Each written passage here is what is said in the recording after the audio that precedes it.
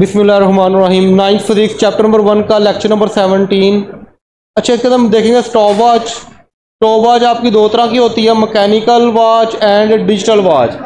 अच्छा, ये शॉर्ट के लिए भी अहम है और इसके अंदर एमसीक्यूज भी आ सकता है, और हो सके अगर ज़्यादा ही पेपर आसान बनाना हो तो ये लॉन्ग भी दे सकता है, लेकिन है ये बहुत ज़्यादा आसान।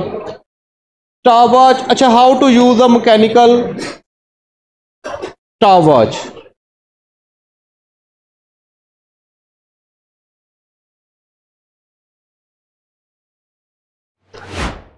अच्छा, स्टॉप वॉच होती क्या है, क्या काम करती है? टाइम को मेजर करती है। इवेंट्स, यानी कोई इवेंट्स है उसके इवेंट के टाइम को मेजर करने के लिए इस्तेमाल होता है। पहले तो इसकी डेफिनेशन देखते हैं। डेफिनेशन क्या है इसकी? Use to measure. क्या करती है मेजर? Time interval.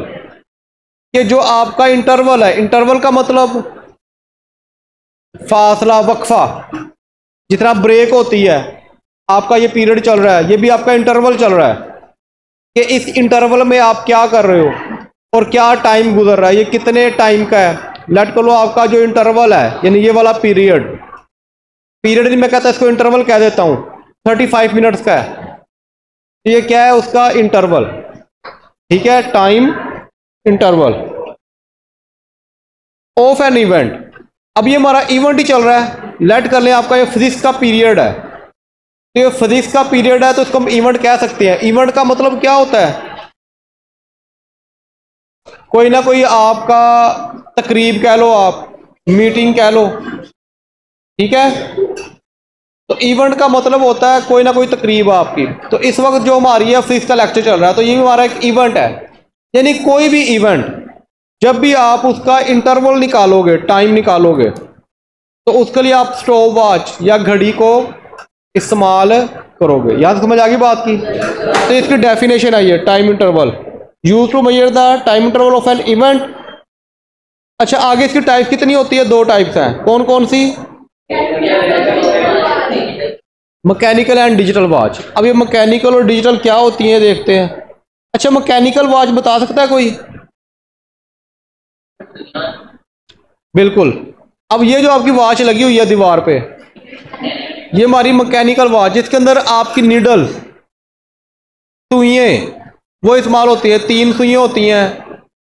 एक सबसे छोटी वो घंटों को बताती है, सबसे बड़ी मिनट्स को बताती है, और जो रेड कलर की होती है मोस्टली वो सेकंड को बताती है। अच्छा, मैकेनिकल वॉच मेजर, ये मेजर करता है। ये देखो, ये मैकेनिकल वॉच है आपकी। ये स्टॉप वॉच है, स्टॉप वॉच की मैकेनिकल वॉच है। ये आपकी नॉर्मल वॉच नहीं होती बल्कि। अच्छा, ये मेजर करता है आ टाइम इंटरवल। ये तो मैंने पहले बता दिया कि ये टाइम के इंटरवल को, टाइम के वक्फे को मेजर करेगा up to a minimum 0.1 second, यानी 0.1 सेकेंड तक।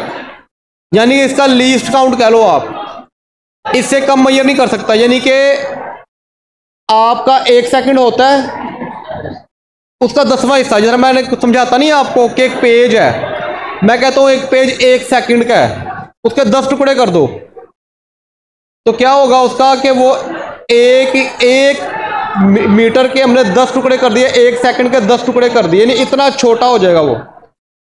यानी कि ये 1 सेकंड के 10वें हिस्से तक भी टाइम को मेजर कर सकता है। ये एमसीक्यूज में आता है बोर्ड में।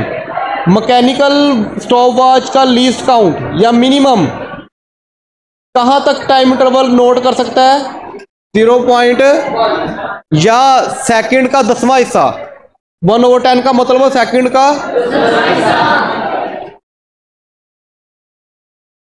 इलेक्ट्रॉनिक स्टॉप वॉच, ये हमारी इलेक्ट्रॉनिक स्टॉप वॉच है। बटन दबाते हो चल पड़ती है, फिर दबाते हो रुक जाती है। अच्छा, इसका मकसद भी क्या होता है? सेम वही है, देखो वही चीजें सारी, लेकिन इसका लीस्ट काउंट या ये कहां तक टाइम मेजर कर सकती है? 0.01 सेकंड का मतलब है कि 1 सेकंड का 100 हिस्से करें। वहां पे 10 हिस्से करने थे, यहां पे कितने करने हैं? तो 100वें हिस्से, यानी इसकी एक्यूरेसी आपकी मैकेनिकल स्टॉपवॉच से बहुत ज्यादा है। आ रही बात समझ यहां तक? अच्छा, commonly used in laboratory, laboratory में ज्यादा इस्तेमाल होती है। अच्छा, how to use the mechanical stopwatch. अब इसको जरा गौर से देखना। कहता है अ नोब। अब ये जो बटन लगा होता है ना, ये वाला, ये 2 बटन लगे हुए हैं। कुछ स्टॉपवॉचेस में एक ही बटन होता है, उसी से चलती है, उसी से बंद होती है। अगर आप गौर करो, देखो, इसको क्लिक करता है, चल पड़ती है, और फिर दोबारा क्लिक करता है, रुक जाती है। ये नोब कहते हैं इसको। ये बटन को क्या बोलते हैं? पहले नोब को क्लिक किया, चल पड़ी, फिर क्लिक किया, रुक गई, फिर ये साइड पे नोब लगा हुआ है, इसको क्लिक करता है, वो रीसेट, दोबारा 0 पे आ जाती है। ऐसे ही हो रहा है कि नहीं? अब ये इसको देखेगा, हमने पढ़ना है कि स्टॉपवॉच काम कैसे करती है। तो अ नोब यूज्ड इस्तेमाल होती है किस लिए? To wind the spring. Spring यानी वो स्प्रिंग होता है जिसके जरिए वो क्लिक होता है। दैट पावर द वॉच, जो कि घड़ी को पावर देता है, जिससे वो चलना शुरू कर देती है। अंदर स्प्रिंग लगे होते हैं, कोई सिस्टम है इसका मैकेनिकल। अच्छा, नोब को क्या करना है आपने? Use as a start button, stop button and reset button.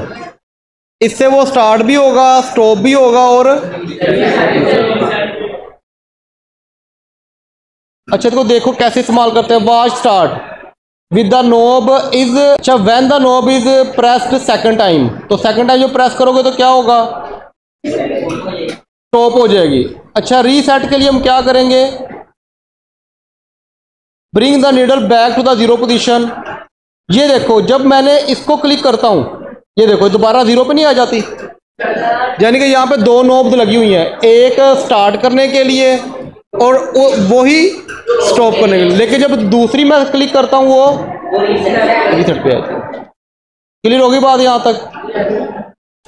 लेकिन वहां पे कह रहा है कि अगर हम इसको 3rd टाइम दबाएंगे, कुछ स्टॉपवॉच ऐसी होती हैं कि उसका सिर्फ एक ही बटन होता है, एक ही नोब होती है। पहली दफा दबाओगे चल पड़ेगा, दूसरी दफा दबाओगे रुक जाएगा, तीसरी दफा दबाओगे दोबारा 0 पे आ जाएगा। रीसेट के लिए अलग बटन नहीं होता। आगे बात समझ?